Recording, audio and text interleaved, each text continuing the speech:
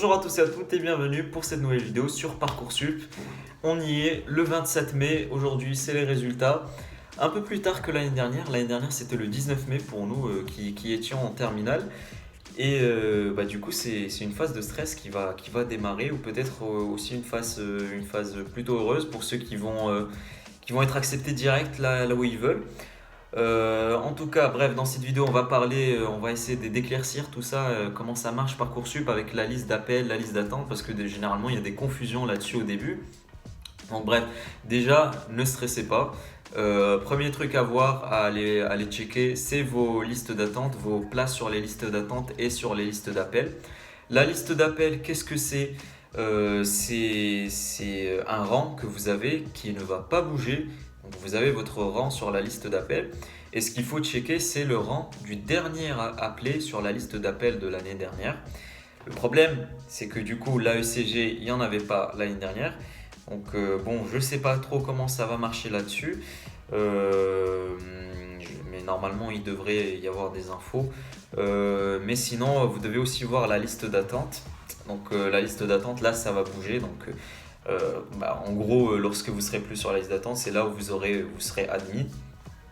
Donc allez voir vos positions sur les listes d'attente pour déjà savoir grosso modo où est-ce que vous avez des chances d'être pris.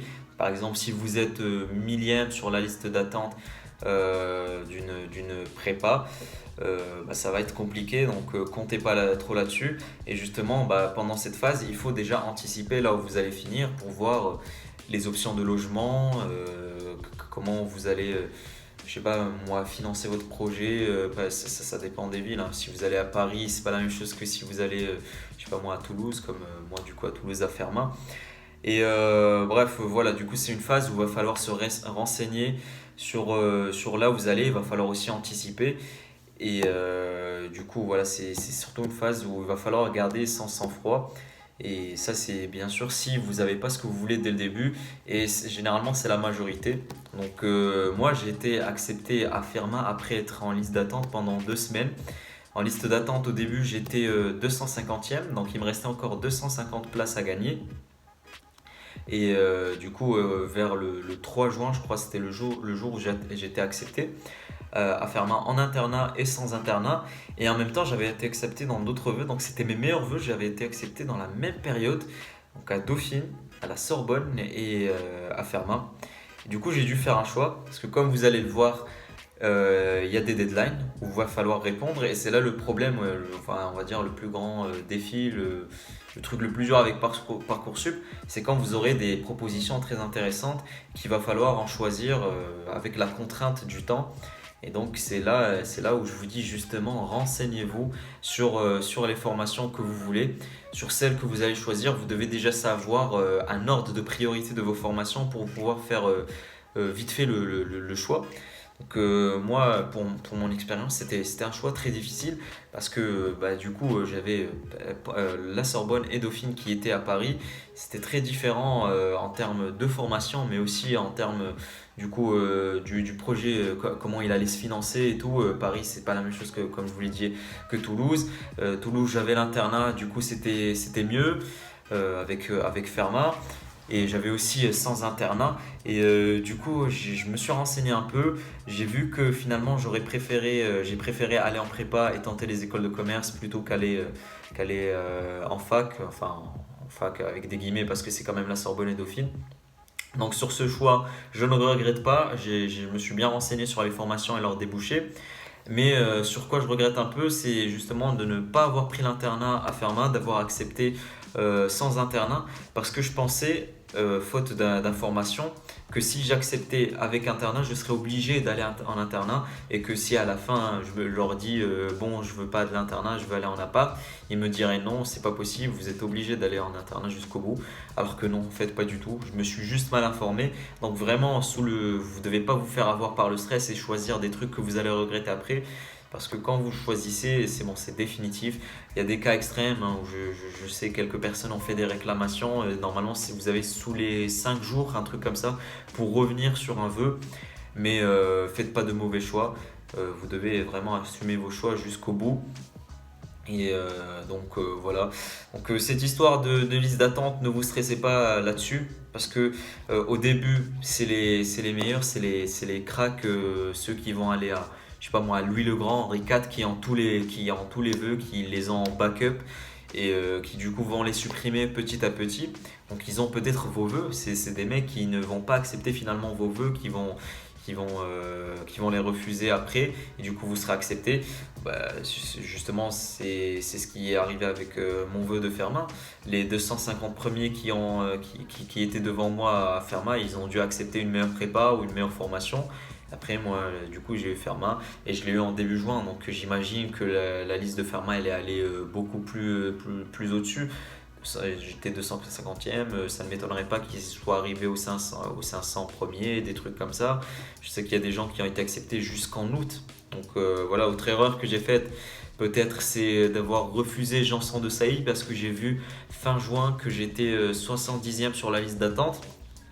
Il faut savoir que la liste d'attente, ça fait une espèce de fonction exponentielle mais inverse. Donc au début, vous gagnez beaucoup de places, mais au fur et à mesure, vous en gagnez de moins en moins. Et vers la fin, je gagnais que 3 places par jour sur Janson de Sailly vers fin juin. Et le problème, c'est que moi, du coup, j'avais encore faute de renseignements. Je pensais qu'il fallait que j'accepte définitivement Fermat pour des démarches administratives et tout. Bon, moi, ça, c'est parce que je viens du Maroc, donc c'est une autre histoire. Mais du coup, finalement, j'ai accepté définitivement Fermat alors que j'aurais pu ne pas l'accepter définitivement et le garder comme ça et m'inscrire plus tard. Et j'aurais peut-être pu être accepté à Janson de Sailly vers début août. Parce que je sais qu'il y a une personne à Fermat justement qui avait été acceptée à Janson de Sailly et qui était en liste d'appel et en liste d'attente après moi. Voilà. Euh, J'aurais pu être accepté, mais encore, comme je vous l'ai dit, il y a d'autres facteurs qui rentrent en jeu, comme le logement, tout ça. Faut pas trop tarder non plus, parce que justement, dites-vous qu'en prépa, vous devrez être à côté. Finalement, peut-être j'ai bien fait d'aller à Fermat, parce que du coup, je suis à côté de Fermat à 2-3 minutes, un peu plus, peut-être 5 minutes, alors que Janson de Sailly, dans le 16e, j'aurais été beaucoup plus loin, à 15-30 minutes du lycée. Donc c'est vraiment un facteur va falloir prendre en compte dans vos choix Parcoursup. Essayez de privilégier les prépas où vous avez un logement à côté, mais en ayant quand même une bonne prépa qui a un bon classement. Là, il va falloir se renseigner là-dessus. Et puis voilà, donc vraiment ne stressez pas, observez votre rang sur la liste d'attente. Bon, la ECG, vous n'aurez pas trop d'informations sur l'année dernière, vu que voilà, ce sur quoi vous pouvez avoir des informations, peut-être c'est sur le lycée. Justement, le lycée l'année dernière en ECS, combien a été pris, en ECE, combien a été pris. Et pareil, du coup, vous vous dites que la ECE, ça correspond grosso modo aujourd'hui à l'ESH et les mathématiques appliquées, alors que le CS, c'est plutôt l'AGG et les approfondis. Et là encore où vous pouvez vous renseigner peut-être, c'est les classements en ECS et en ECE de vos prépas l'année dernière. Et c'est de voir justement si votre lycée était spécialisé plutôt en ECE ou en ECS, justement s'il avait un bon classement en ECE ou en ECS, pour voir si c'est mieux pour vous de prendre l'AGG ou le SH finalement, parce que je sais que c'est un choix très compliqué aussi, le choix des options. Ça aussi, va falloir se renseigner là-dessus. Normalement, je pense que vous allez être pris pour la majorité d'entre vous dans un lycée dans toutes les options en même temps. Vraiment, allez voir les programmes, renseignez-vous, essayez de voir qu'est-ce qui va vous plaire. Faites-le au feeling, mais aussi essayez de voir objectivement cette histoire de classement, essayez de voir peut-être les titres des chapitres qui vont être abordés, si ça vous plaît ou pas. J'ai fait une vidéo sur l'AGG, donc n'hésitez pas à aller la voir.